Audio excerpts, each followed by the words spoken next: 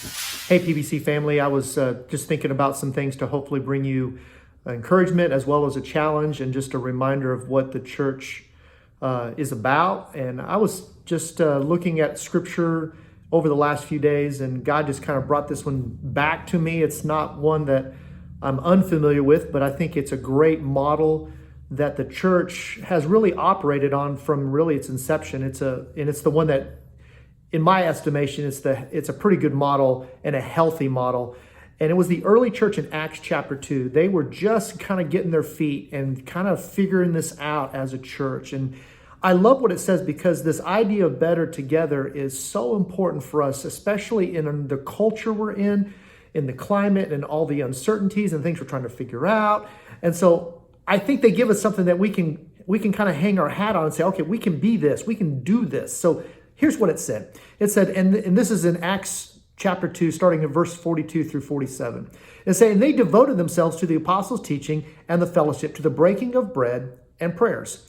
And awe came upon every soul, and many wondrous signs were being done throughout the apostles.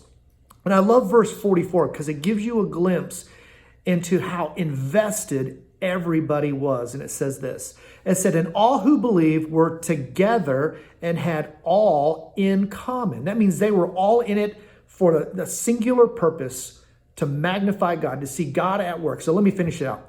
And they were selling their possessions and belongings and distributing the proceeds to all as they had need. And day by day, attending the temple together and breaking bread in their homes, they received their food with glad and generous hearts, praising God and having favor with all people. And the Lord added to their number daily those who were being saved. And so you see this idea that the church was in it together. And I think what they had in common and what they were all in it together about is pretty cool. And look, it says a few things. This in common, they were unified in a purpose. They were going to do this together. They were unified in this. God was magnified because of their faithfulness, because of their investment in it. It wasn't just a few people. It says all back in 44. The other thing it says is that because of their faithfulness and because of their investment, because all had it in common, they were singularly focused, God added to their family. The world was being changed rapidly because of their faithfulness to proclaiming the message of Christ to the world and discipling those people that had been entrusted to them. And the last thing, and this is kind of the overarching thing, is that everyone was invested. Everyone was selling their possessions. Everyone was all in. They were fixing dinners. They were discipling. They were meeting together. And in this season, we have to figure some of those things out. Well, I've grown up in church most of my life, and there's an old adage in church life that's this. It's the 80-20 principle, and here's what it means. It means that 80% of the work is done by 20% of the people. That means 20% of the people are doing the discipling. 20% of the people are doing all of the serving. 20% of the people are tragically doing all of the giving. And so I ask you today, do you have in common with what this church is talking about? What they said, are you prepared to serve?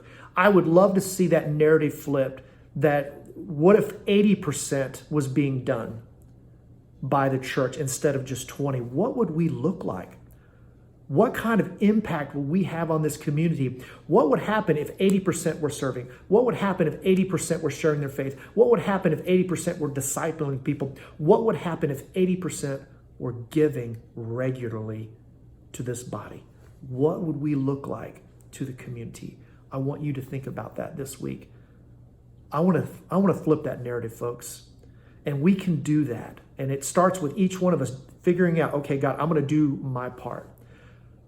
Think about that and think about how that church was impacted by being in common with one another.